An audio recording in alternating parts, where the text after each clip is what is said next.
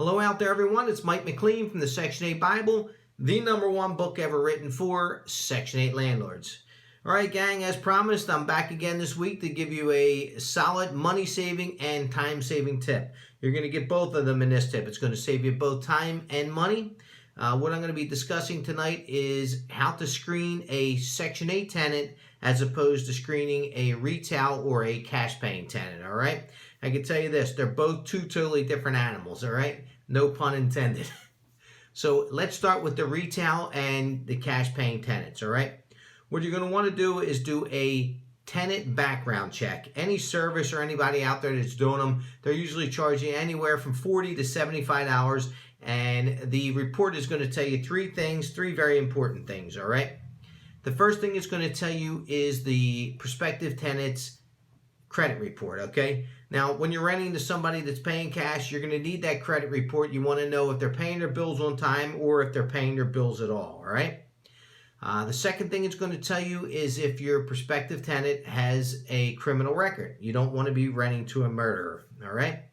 And the third thing is evictions. It's going to tell you if your tenant has 1, 2, or 3 evictions. For me, if the tenant has 1 eviction, that's too many. I disqualify them right away. Some landlords will say, well, you know, that might have been just a little disagreement between the tenant and the landlord, so I'll let 1 slide. And, you know, for me, I don't do it. If they got 1 on there, that's enough for me. My theory is, hey, if somebody else had to evict them, I'll probably be doing the same thing somewhere down the line. I don't really need it, okay? So 1 eviction disqualifies the tenant for me.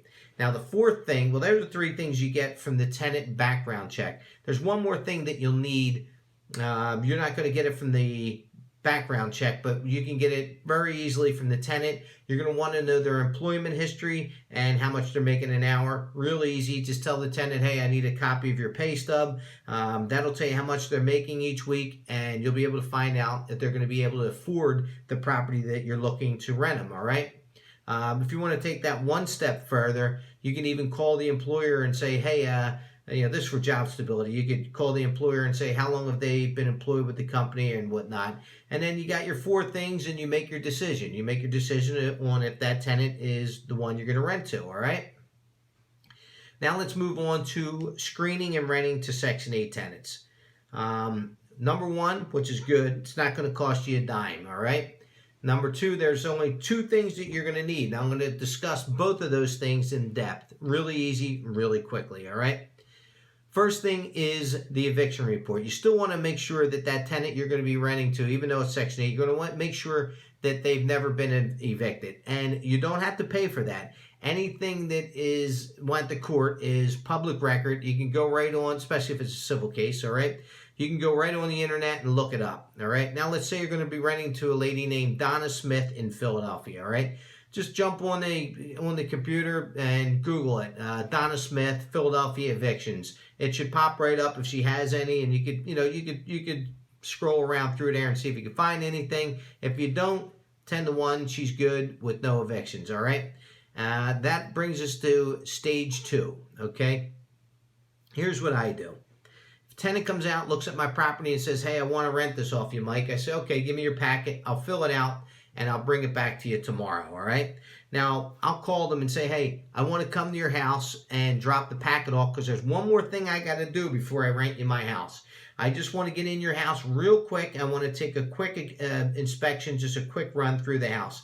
Now, some tenants will say, well, I don't want you in my house. Well, if that's the case, then guess what? I don't want you in my house. If you don't want to give me 10 minutes to look at, you know, what's going on in the property you're living in, then why would I want you to live in my property, all right?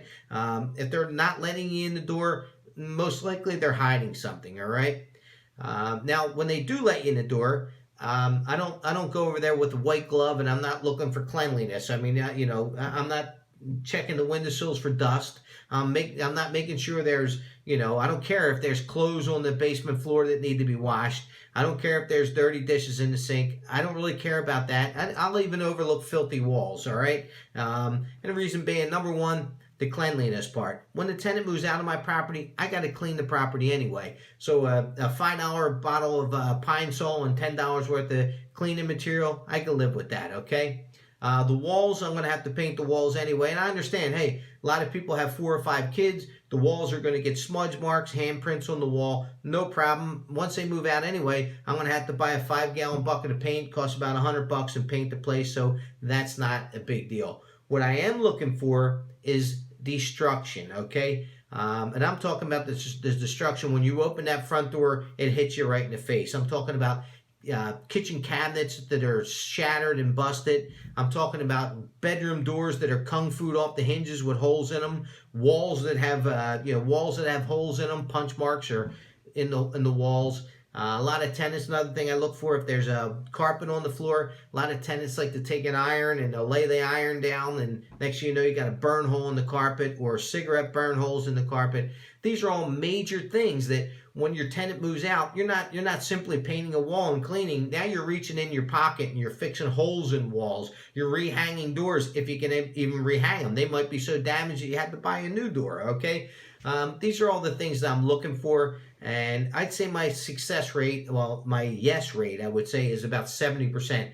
So 70% of the time I'll go in that house, I'll take a look around and say, you're good as gold, here's your packet, bring it back and let's get this thing rolling, all right?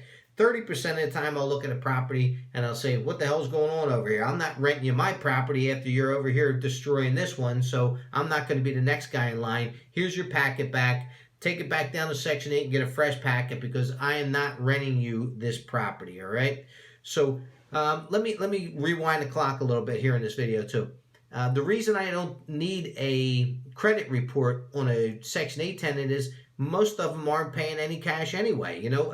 Another thing is a lot of them don't have good credit. But if I don't need a credit report if the government is paying the whole ride here, you know, if the rent's $1,100 and the government's paying the $1,100, I don't really care what their credit looks like because I'm not getting the money from them anyway. All that's doing is wasting my time and wasting their time when I could be giving the packet back to them and say, hey, go down there and get this inspection set up. Let's get you in my property. Let's start getting you on the payroll and start getting some rent coming in, all right?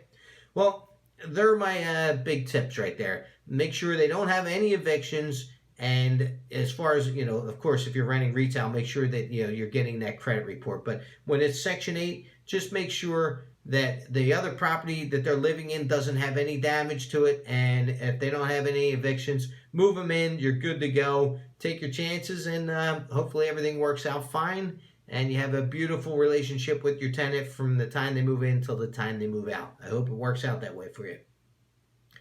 Okay, next week, there's also a part 2 to this. I don't want to take up all your time with this video. I'll run another one next week, just a short one. Another thing that I do when I'm screening a Section 8 tenant.